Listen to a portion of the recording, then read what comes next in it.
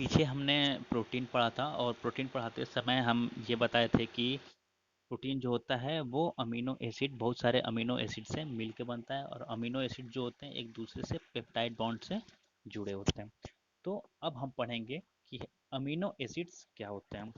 जो हमारा amino acids होता है वो ऑर्गेनिक कंपाउंड्स होता है और वो mainly two functional group contain करता है, एक अमीनो ग्रुप और दूसरा कार्बोक्सिल ग्रुप।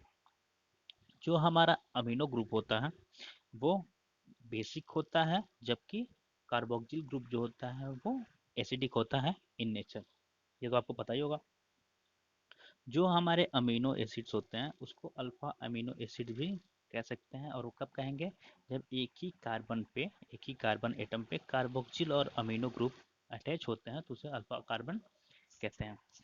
अब जो हमारा प्रत्येक अमीनो एसिड यानी जितने भी अमीनो एसिड्स होते हैं वो 4 डिफरेंट टाइप्स के फंक्शनल ग्रुप अटैच करते हैं। अल्फा कार्बन पे पहला एक साइड जैसे कि यहाँ पे आप स्ट्रक्चर में देखेंगे कि एक अल्फा कार्बन है, इस पे एक साइड अमीनो ग्रुप जुड़ा हुआ है, एक साइड कार्बोक्सिल ग्रुप जुड़ा है, एक साइड हाइड्रोजन ग्रुप जुड़ा है और एक साइड आर है, यानी कोई साइड चेन है। यहाँ पे साइड चेन में हमारा कुछ भी हो सकता है। और ये अगर इस साइड चेन की जगह आर की जगह हम एक और अमीनो ग्रुप जोड़ दें और फिर उसमें जो आर है वहाँ पे एक और अमीनो ग्रुप जोड़ दें, ऐसे जुड़ते जाता है तो वही हमारा प्रोटीन बनता है। आर की जगह कोई भी साइड चेन हो सकता है। ये हमारा जनरल स्ट्रक्चर था एक अमीनो एसिड का।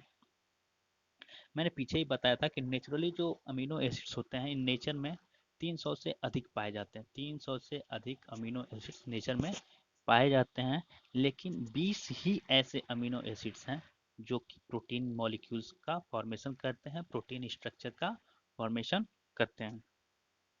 अब ये जो 20 अमीनो एसिड्स हैं जो कि प्रोटीन का फॉर्मेशन करते हैं, ये प्योर फॉर्म में होते हैं, वाइट क्रिस्टलाइन होते हैं और इनकी हाई मेल्टिंग पॉइंट होती है। हाई मेल्टिंग पॉइंट का मतलब इनको मेल्ट करने के लिए हाई टेम्परेचर की ज़रूरत पड़ती है। तो और जो हमारा अब अदर वर्ड में हम ये भी कह सकते हैं कि जो हमारे प्रोटीन हैं made up of amino acid, जो हमारे प्रोटीन हैं वो अमीनो एसिड से मिलके बनते हैं। उसके बाद हमारा आता है क्लासिफिकेशन ऑफ अमीनो एसिड।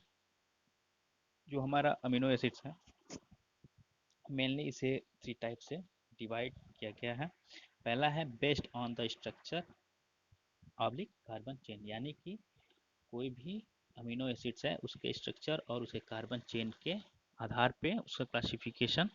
दूसरा है on the basis of nutritional requirement और तीसरा है on the basis of polarity. ये हमें तीनों पढ़ना है, एक एक करके हम नेक्स्ट लेक्चर में जानेंगे कि ये क्या होते हैं।